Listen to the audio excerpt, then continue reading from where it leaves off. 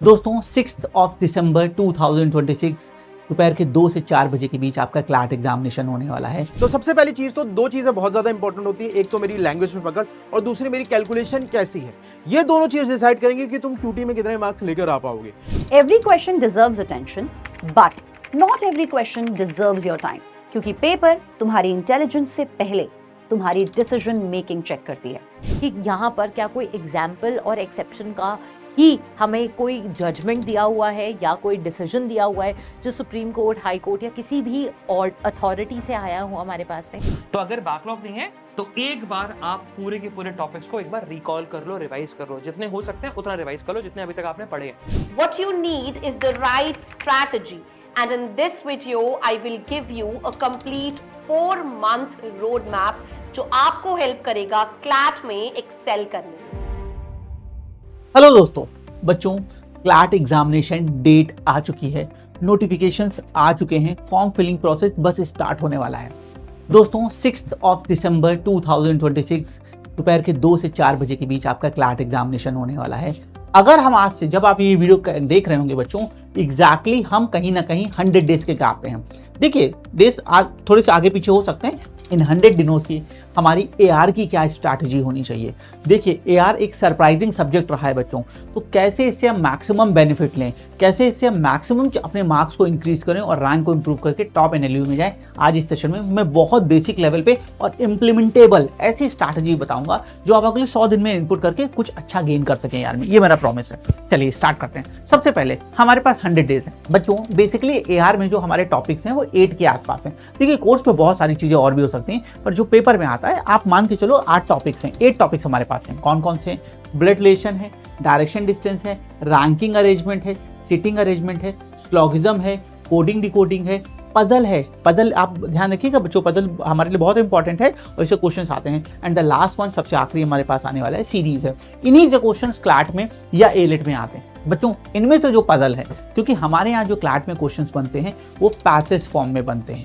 अब मैं मानता हूँ आप 0 हो, हम ये मान के चलते हैं। और वेटेज वाइज मैंने पहले भी बताया है कि अराउंड 10 से 12%, 15% का वेटेज इस बार क्लैट एग्जाम में एआर का मिनिमम साइड पे आने वाला है बच्चों। हम ये मानते हैं कि आज हम जहाँ पे खड़े हैं हम 0 पे हैं। हम कैसे इन 100 डेज में 8 टॉपिक्स को करेंगे, आइए देखते हैं। सबसे पहले बच्चों एक चीज़ का ध्यान रखना है आपको जो बहुत इंपॉर्टेंट है कि हमें 100 डेज में 8 टॉपिक्स ही नहीं करने हैं। ये टॉपिक तो करने हैं, इन्हें मिनिमम 5 टाइम्स रिवाइज करना है। अगर आप रिवाइज नहीं करो, मैं हमेशा बोलता हूँ एक बार कुछ पढ़ के आप पेपर में उसे अच्छे से नहीं इंप्लीमेंट कर सकते हो। पेपर एक बहुत प्रेशर वाला टाइम होता है, दुनिया भर का प्रेशर होता है, एक एक सेकंड भारी हो रहा था। बाहर पेरेंट्स खड़े, उनकी भी टेंशन है। तो बच्चों आप कभी अच्छा नहीं कर पाओगे। आप अच्छा तभी कर सकते हो जो बहुत बार की हो। कहते हैं ना प्रैक्टिस, हम जितनी बार चीज़ों को प्रैक्टिस करते हैं उतना हमारी बॉडी, हमारा माइंड, हमारी बेटा कहीं ना कहीं एक सेंस उसके साथ कंफर्टेबल फील करता है। बच्चों आपको करना क्या है, ध्यान से सुनिएगा। सबसे पहले आप कोशिश करो कि अगले 50 डेज में अगर मैं इसे इन जर्नल राउंड ऑफ करके देखूं बेटा, तो आप मान के चल सकते हो कि हम एक टॉपिक को 5 डेज लेने वाले हैं। तो आप अगर एक टॉपिक को 5 डेज लेने वाले हो तो हमारे पास कितने 8 टॉपिक्स हैं। तो अगले 40 डेज में, या हम थोड़ा सा 10 दिन और इंक्रीज कर लें, क्योंकि कुछ भाई हर चीज़ प्लान के हिसाब तो नहीं होगी। अगले 50 डेज में हमारे सारे टॉपिक्स हो जाने चाहिए। कैसे करेंगे? जैसे आज हमने ब्लड रिलेशन उठाया, अब अगले 5 डेज हमारे ब्लड रिलेशन के करेंगे। क्या? पहले दिन टीचर्स ने जो वीडियो पढ़ाया या जिस बुक से पढ़ रहे हैं, जिस नोट से पढ़ रहे हैं, उसको समराइज करेंगे। उसके बाद टीचर के क्लासरूम के ये प्रैक्टिस, ध्यान रखिएगा, टीचर ने क्लास में रूम में जो क्वेश्चंस कराए वो सारे क्वेश्चंस की 4 to 5 टाइम प्रैक्टिस करनी है। उसके बाद हर टॉपिक पे अराउंड 50 क्वेश्चंस की प्रैक्टिस कर लेनी है। इन 50 क्वेश्चन करते समय अगर आपका एप्टीट्यूड अच्छा है, आपका एआर अच्छा है, तो आप सीधे टफ क्वेश्चन की तरफ बढ़ो। नहीं तो पहले 10 से 20 ईजी क्वेश्चन लगा लेना। जब इजी क्वेश्चन लगा लेंगे, कमांड डेवलप हो जाएगा, तो बचे हुए 40 क्वेश्चन फिर धीरे धीरे आप टफ की तरफ आगे बढ़ सकते हो। ऐसे 5 डेज की विंडो पे आप 8 टॉपिक को डिवाइड कर लो। अब आपके पास बचेंगे कितने टाइम? अब आपके पास बचा है 50 डेज। अब नेक्स्ट 50 डेज के लिए क्या करना है? पर डे 5 पजल्स लगेंगी। ध्यान से सुनिएगा, पर डे 5 पजल्स लगेंगी। पजल्स कहाँ से स्टार्ट करेंगे? ब्लड रिलेशन की पजल्स लगा ली, डायरेक्शंस की पजल लगा ली, सीटिंग अरेंजमेंट की लगा ली, रैंकिंग की लगा ली, फ्लोर बेस पजल लगा ली। पर डे 5 पजल्स की प्रैक्टिस करेंगे, क्योंकि पेपर में यही आने वाला।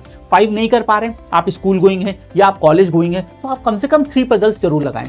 ये आप जरूर करें। और इसके अलावा पर डे 5 सीरीज के क्वेश्चंस की प्रैक्टिस करेंगे।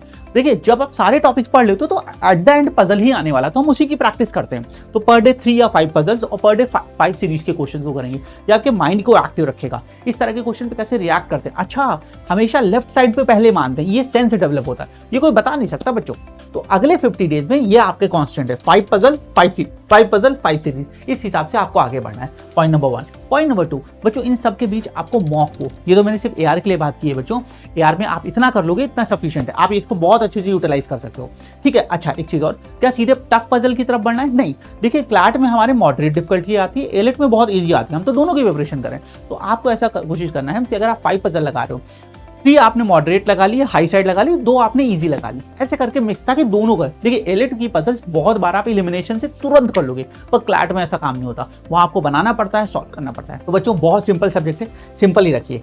5 डेज के 8 अलग सेट बनाइए, जिसमें आपका सारा कोर्स रिवाइज हो जाएगा, टीचर के क्लास की वीडियो, टीचर के साथ के क्लास, और 50-50 क्वेश्चंस की प्रैक्टिस कर लेंगे, जो कि आप बहुत आसानी से, मुझे लगता है 45 मिनट्स देके कर सकते हो। अगले 50 डेज में per day 5 puzzle 5 series. Puzzle आपके पेपर में आती है, आपकी प्रैक्टिस बनेगी, सीरीज आपके माइंड को ओपन रखता है। 100 डेज की स्ट्रैटेजी एआर के लिए फॉलो करें। आज आप जहां हैं बच्चों, अगर आप अगले 100 डेज इसे करते हैं और फिक्स टाइम पर 45 मिनट्स के आसपास देना है, आप इन जनरल 1 घंटा मान लो या 45 मिनट, आप एआर में बहुत आगे चले जाएंगे। और ये छोटे छोटे सब्जेक्ट्स ही आपको आगे टॉप कैंपस या आपके ड्रीम कैंपस की तरफ ले जाते हैं। Thank you. Hi dear students, देखो अब सिर्फ 4 महीने रह गए हैं और लीगल रीजनिंग को अच्छे से करोगे तो फुल मार्क्स आ सकते हैं, मतलब 32 ऑन 32 बहुत इजीली आप स्कोर कर सकते हो। सबसे पहले आपने स्टार्ट करना है प्रीवियस ईयर क्वेश्चन पेपर से, क्योंकि प्रीवियस ईयर क्वेश्चन पेपर्स आपको हेल्प करेंगे एनालाइज करने में हर वो पॉइंट जो लास्ट ईयर्स में रिपीट हुआ है, कौन से कंसेप्ट से सबसे ज्यादा क्वेश्चंस आए हैं और किस तरीके से आपने रिवीजन करनी है। आई एम होपिंग कि अभी तक आपका सिलेबस आपने अपने एंड से कंप्लीट कर लिया होगा और कोई भी बैकलॉग आपका नहीं होगा पेंडिंग में। अगर आपके बैकलॉग्स हैं तो सबसे पहले काम आपने क्या करना है, बैकलॉग्स खत्म करने हैं और जितने भी आपके पास में प्रैक्टिस पेपर्स हैं वो सब आपने प्रैक्टिस करने स्टार्ट कर देने हैं। दैट इज डीबीपीज आपने कर लेने हैं और बैकलॉग खत्म कर देने हैं। सेकेंड नंबर पे हम अपने PYQs प्रैक्टिस करने स्टार्ट करेंगे, चाहे वो स्टैटिक से हो चाहे वो करंट से हो। आपका काम क्या है कि आपने पैसेज पढ़ना है, आइडेंटिफाई करना है पैसेज में 3 चीजें। सबसे पहले आपने आइडेंटिफाई करना है प्रिंसिपल, कि बेसिकली वो पूरा पैसेज जो है वो क्या अंडरलाइनिंग प्रिंसिपल के ऊपर बेस्ड है। दूसरा आपको देखना है कि उससे रिलेटेड क्या कोई एग्जाम्पल या एक्सेप्शन उसमें प्रोवाइडेड है, और ये एग्जाम्पल और एक्सेप्शन के बाद आप तीसरी चीज देखोगे कि यहाँ पर क्या कोई एग्जाम्पल और एक्सेप्शन का ही हमें कोई जजमेंट दिया हुआ है या कोई डिसीजन दिया हुआ है जो सुप्रीम कोर्ट, हाई कोर्ट या किसी भी और अथॉरिटी से आया हुआ हमारे पास में। अब ये चीज़ों को हमें हाईलाइट कर लेना है पैसेज में। शुरू में आप मार्किंग करने के साथ में स्टार्ट करिए, बाद में इवेंचुअली हैबिट बनाइए कि बिना मार्किंग्स के भी आप इजीली पूरे पैसेज को टैकल कर पाएं।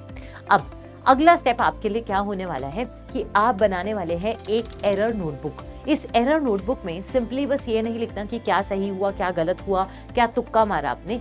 यहाँ पर आपको ये भी देखना है कि गलती हुई तो किस तरीके की हुई, क्या लैंग्वेज मुश्किल थी, क्या कोई कंसेप्ट की प्रॉब्लम थी, क्या टाइम की प्रॉब्लम रही, क्या स्पीड का इशू रहा, क्या आपने इमोशनली बहुत ज़्यादा सोच लिया उस टॉपिक के बारे में।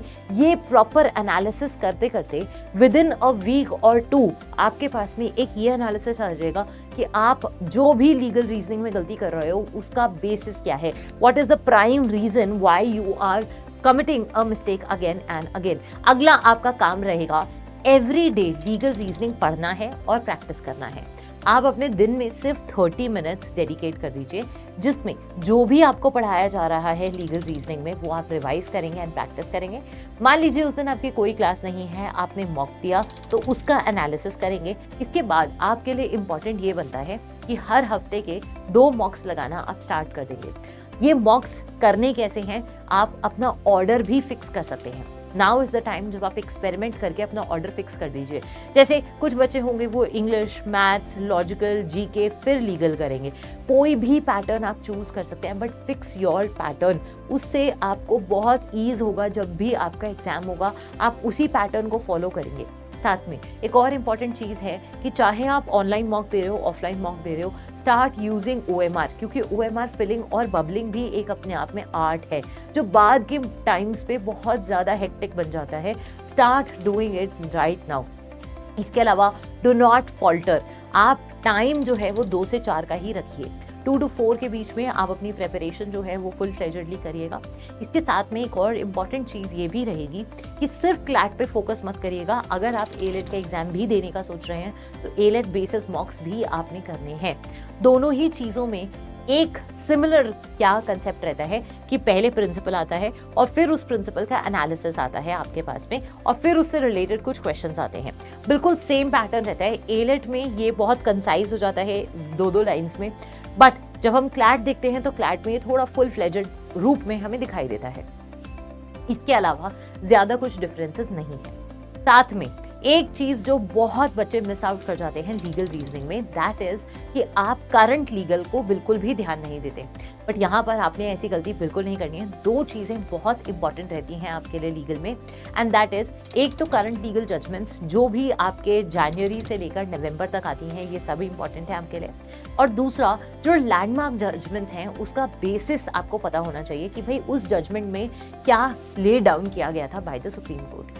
ये कुछ पॉइंट्स हैं, अगर आप इनको ठीक से मेंटेन करेंगे, आई एम गारंटिंग यू 32 में से 32 आप आराम से लेकर आ सकते हैं। 3 चीज़ें हमेशा ख्याल रखना। पहला, PYQ से आप स्टार्ट करोगे। दूसरा, एरर नोटबुक बनाओगे, चाहे आप मॉक दे रहे हो, चाहे आप PYQ दे रहे हो, कुछ भी कर रहे हो, एरर नोटबुक आपने देना है। और तीसरा है रिविजन। लास्ट डे से 1 दिन पहले बस आपने रिविजन करना छोड़ना है, उससे पहले तक आप रिविजन रोज करोगे। अब चाहे आपको रीडिंग स्पीड बढ़ानी है तो भी लीगल एसेज आपके काम आ जाएंगे, एक्यूरेसी बढ़ानी है तो भी आपकी प्रैक्टिस काम आ जाएगी, स्पीड बढ़ानी है तो भी प्रैक्टिस काम आ जाएगी, अगर OMR फिलिंग में प्रॉब्लम है तो भी ये गाइडलाइन आपको हेल्प करेगी। ये वही कॉमन मिस्टेक्स हैं जो ज़्यादातर बच्चे कर रहे हैं, और यही प्रैक्टिस कर करके you can eventually get a better score.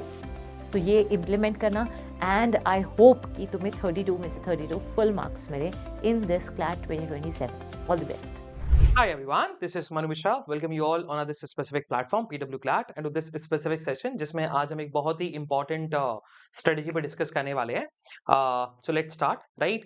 तो सबसे पहले बताता हुआ चलूंगा कि आज के हमारे इस सेशन का इंटेंट क्या होने वाला है। तो बेसिकली अगर हम बात करें तो इस सेशन के दौरान वी विल बी अंडरस्टैंडिंग के लास्ट 4 मंथ जो हमारे बचे हुए हैं, that is month of August, September, October and November, right. दिसंबर के हम लास्ट स्टार्टिंग के 5 डेज को छोड़ देते हैं बिकॉज हमारा क्लैट का एग्जामिनेशन ऑन 6 दिसंबर। तो ये जो अगेन हमारे जो नेक्स्ट 4 मंथ्स है, इन नेक्स्ट 4 मंथ्स में हमारा प्लान क्या होना चाहिए, हमारी करंट अफेयर्स की प्रिपरेशन किस मोड पे जानी चाहिए, हम उस चीज को लेकर डिस्कस करने वाले हैं।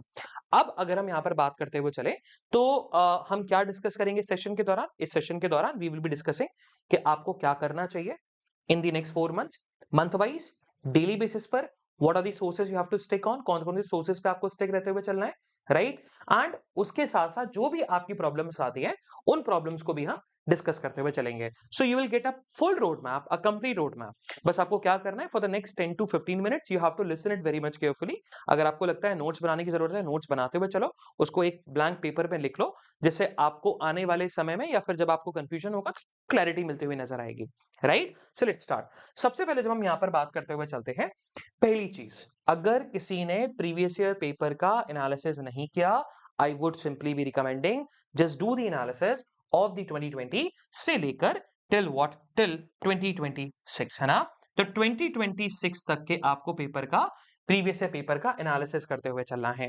सो ये आपकी प्रायोरिटी होनी चाहिए, राइट। तो ये जो लास्ट 7 मंथ्स हैं, लास्ट 7 इयर्स, 2020, 2021, 2022, 2023, 2024, यहां तक तो basically number of questions comparatively ज्यादा थे, राइट। 35 क्वेश्चन आपके कंपैरेटिवली ज्यादा क्वेश्चंस हमें देखने को मिला करते थे, राइट। फिर 2025 और 2026 में नंबर ऑफ क्वेश्चन रिड्यूस हो गए, क्योंकि यहां तक सिर्फ total number of question CLAT में इट वाज 150, है ना। तो उसका रिड्यूस करके फिर 120 कर दिया गया। तो अगेन आप इसका एनालिसिस करते हुए चलिए, and again it's not only for current affairs, it's for every subject, है ना। वैसे आपको हर सब्जेक्ट की स्ट्रेटजी मिलती हुई नजर आएगी, but I would be recommending कि आपको हर सब्जेक्ट का एनालिसिस करना है, इवन करंट अफेयर्स का भी एनालिसिस करना है।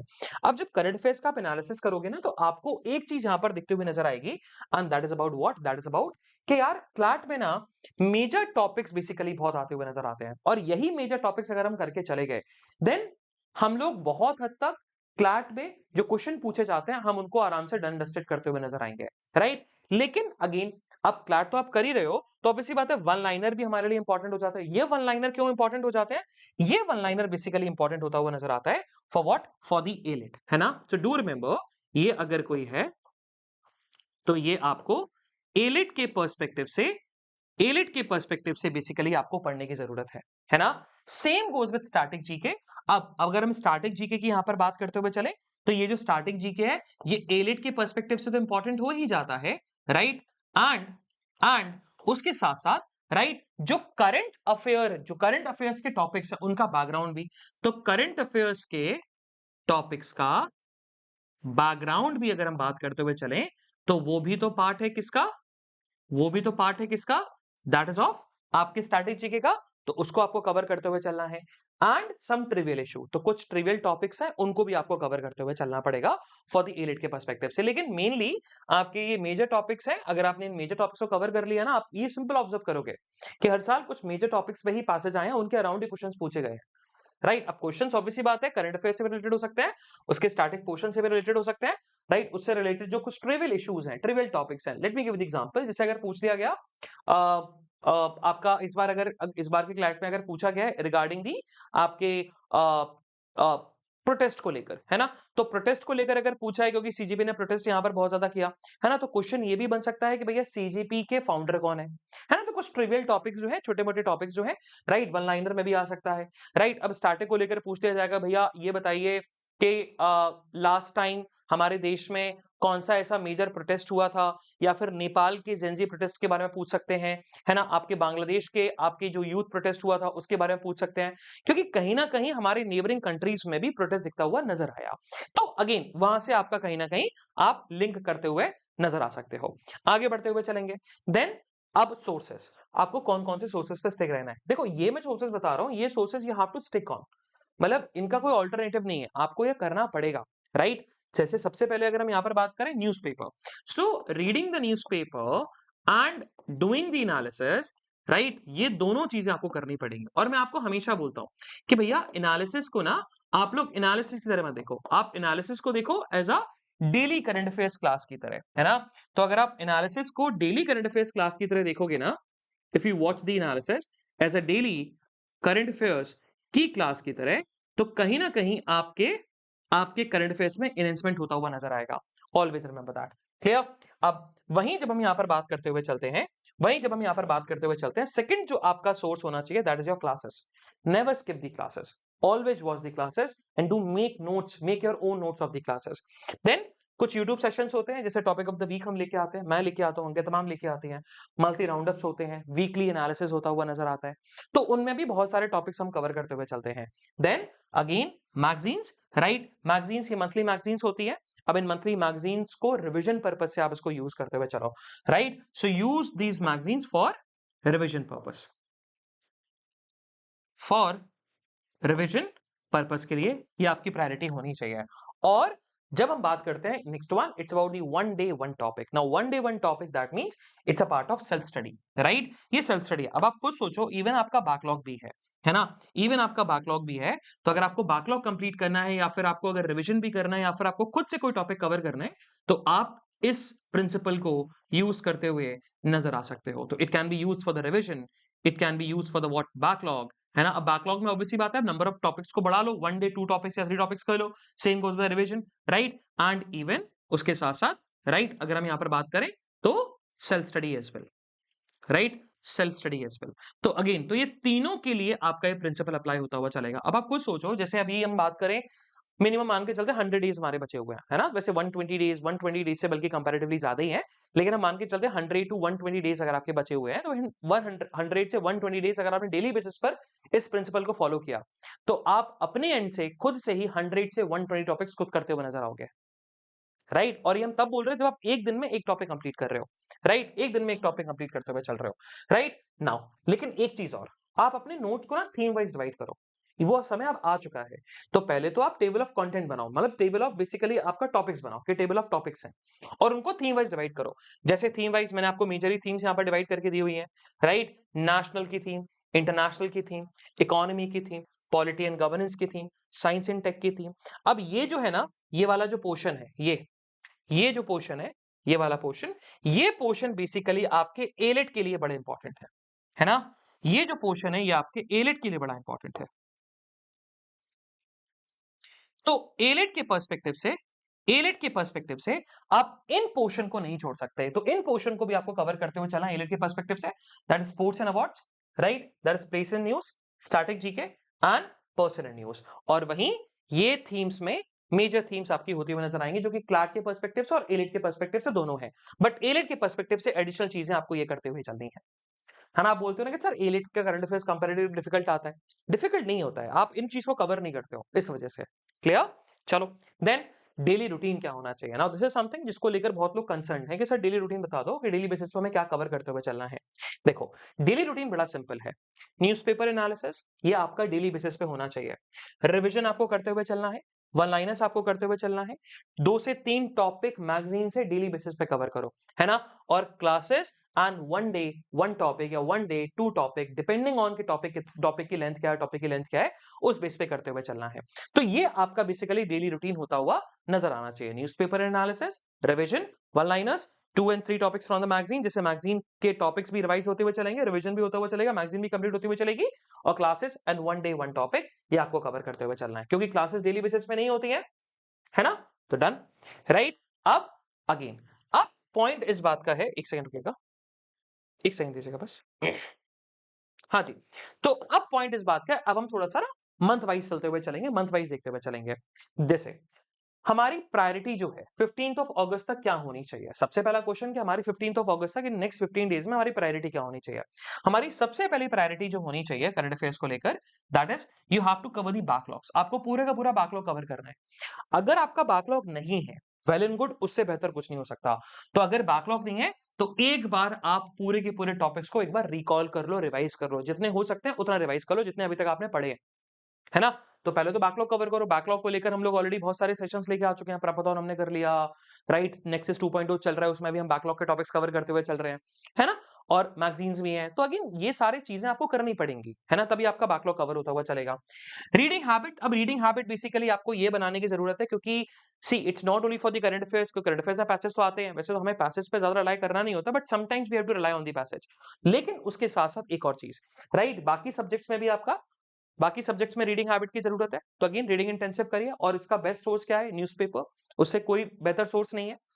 इंपॉर्टेंस ऑफ न्यूज़पेपर, अगेन, है ना, न्यूज़पेपर की इंपॉर्टेंस अब बहुत बढ़ जाएगी, क्योंकि लास्ट 4 मंथ्स और 5 मंथ्स का करंट अफेयर्स कंपैरेटिवली बहुत आता है, और करंट अफेयर्स का मेन सोर्स क्या है? न्यूज़पेपर।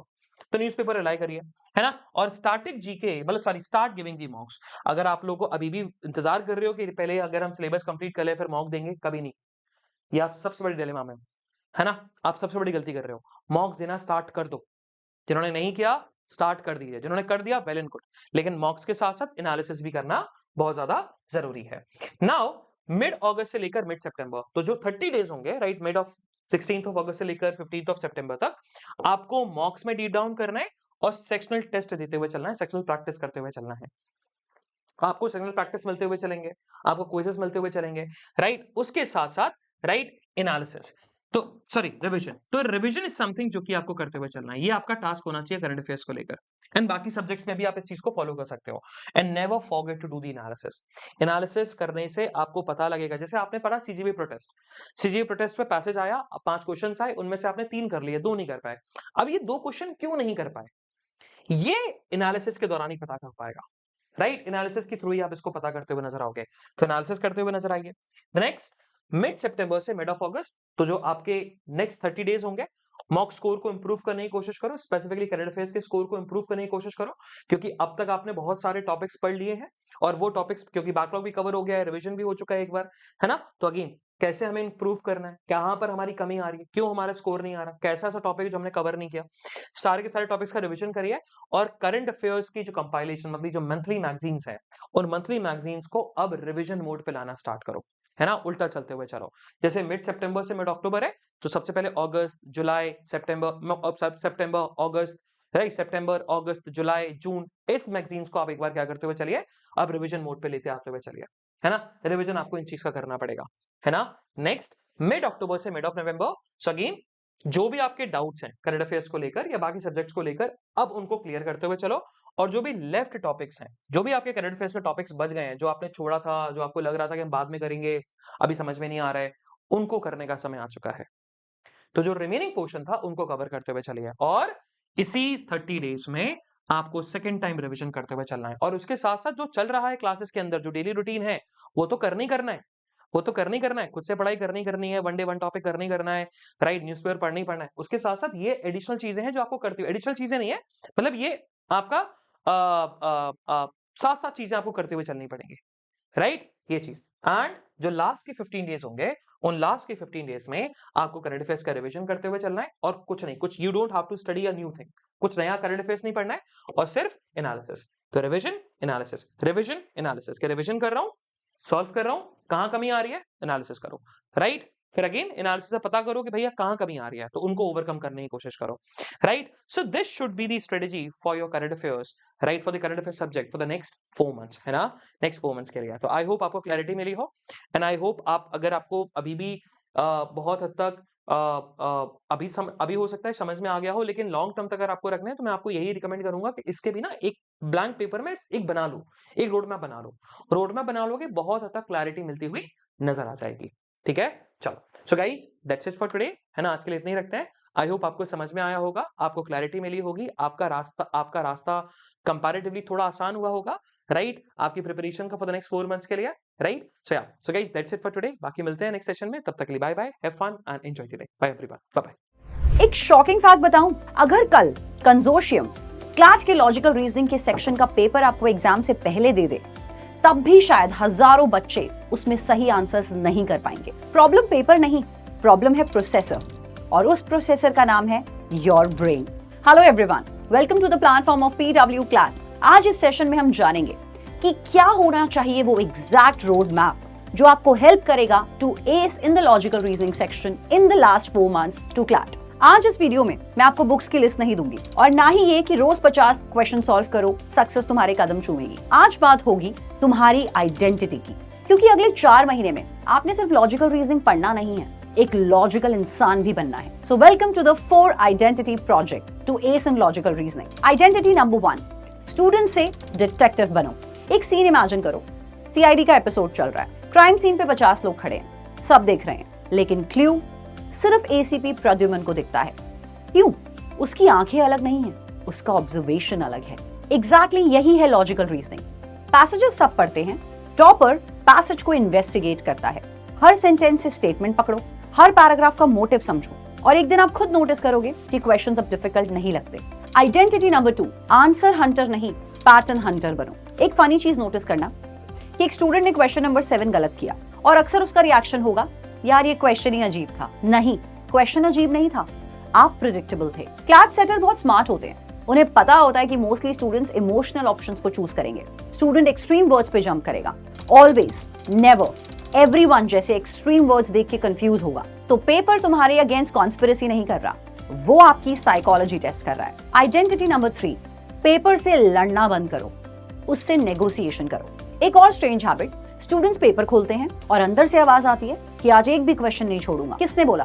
क्लैट ने, कंसोर्शियम ने, या ईगो ने? सुनो, every question deserves attention, but not every question deserves your time, क्योंकि पेपर तुम्हारी इंटेलिजेंस से पहले तुम्हारी डिसीजन मेकिंग चेक करती है। और याद रखना, कभी कभी एक क्वेश्चन स्किप करना 5 क्वेश्चन बचा लेता है। आइडेंटिटी नंबर 4, कैंडिडेट से परफॉर्मर बनो। लास्ट मंथ, अब सिलेबस ऑलमोस्ट खत्म, अब असली पिक्चर शुरू। अब प्रैक्टिस रूम से बाहर निकलो, हर मॉक को अपना स्टेज समझो। तो आज रात मिरर के सामने खड़े होना और एक बात बोलना कि अगले 4 महीने तक मैं आंसर्स रटूंगा नहीं, कलेक्ट नहीं करूंगा, मैं अपना माइंड अपग्रेड करूंगा। इस वीडियो को देखने के बाद टेक अ प्लेज कि आप भी लॉजिकल रीजनिंग सॉल्व नहीं करोगे, उसे डिकोड करोगे। See you in the next video. Till then, remember, CLAT doesn't reward the fastest brain, it rewards the calmest one. All the best and thank you so much. तो जैसा कि आप जानते हैं, क्लैट को अब बचे हैं केवल 4 महीने, और 4 महीनों में QT में अच्छे से अच्छा स्कोर कैसे किया जा सकता है उसके बारे में मैं बात करने वाला हूं। तो सबसे पहली चीज, तो 2 चीजें बहुत ज्यादा इंपॉर्टेंट होती है, एक तो मेरी लैंग्वेज में पकड़, और दूसरी मेरी कैलकुलेशन कैसी है।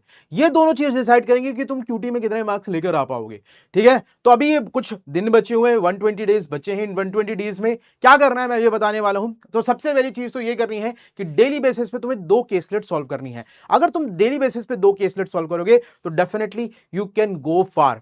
और एक और चीज है, 2 टॉपिक है जिन्होंने अपना वर्चस्व बना रखा है, that is called percentage and ratio. भाई इन दो टॉपिक पे महारत हासिल कर लो भाई। और मैं तुम्हें एक चीज बता रहा हूं, कैलकुलेशन, परसेंटेजेस एंड रेशियो, अगर तुमने इसमें महारत हासिल कर ली तो डेफिनेटली यू कैन गो फार और तुम्हारे फुल मार्क्स आ सकते हैं। और जो हमारा प्रीवियस ईयर का ट्रेंड है उस ट्रेंड में भी परसेंटेज एंड रेशियो ने अपना वर्चस्व बना रखा है। तो भाई मैं तुमसे बस यही कहना चाहूंगा, डेली बेसिस पे क्या करना है, 2 केसलेट सॉल्व करनी है। उसी के साथ साथ आपको यह भी करना है कि डेली बेसिस पे आपको हर एक टॉपिक को रिवाइज करना है। सपोज आपने आज परसेंटेज रिवाइज किया, अगले दिन प्रॉफिट लॉस डिस्काउंट रिवाइज किया, और ऐसे ही काम करते जाना है। मतलब मैं बोलूं डेली 1 घंटा, ठीक है ना, डेली 1 घंटा आपको देना है, साथ ही साथ आपको 20 मिनट निकाल के कैलकुलेशन पे काम करना है। That's all. बस इतना आप कर लेंगे तो आप क्लैट में, क्यूटी में बहुत अच्छा स्कोर कर लेंगे, ठीक है ना। तो that's all for the day. तब तक के लिए tata bye bye, take care, love you guys and जय हिंद everyone. Only 4 months left for CLAT and you're thinking, my English is weak, my vocabulary is poor, I read slowly. Can I still score well? The answer to this question is a big, big yes. You don't need to know 10,000 words. You don't need perfect grammar. You do not even need to be an English medium student. What you need is the right strategy. And in this video, I will give you a complete 4-month roadmap जो आपको help करेगा CLAT में Excel करने में। सबसे पहले let's understand why students fail. Most students make these 3 mistakes. Let's know them now. पहला, they mug up vocabulary lists but never revise. They ignore reading until the last month. CLAT does not test fancy English. It tests comprehension, reasoning and consistency. तो पहले महीने में हमें foundation पर काम करना है।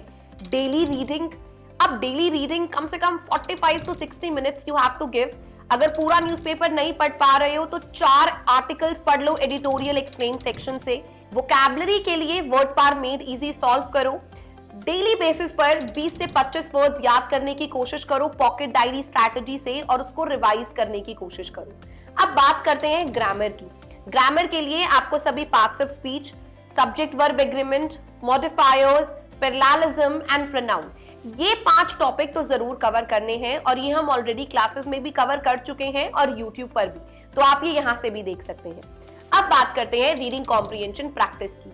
We know that your paper is predominantly reading comprehension based, so it's important for you people to build a good reading habit and practice accordingly. Daily basis पर 2 से 3 पैसेजेस को सॉल्व करो।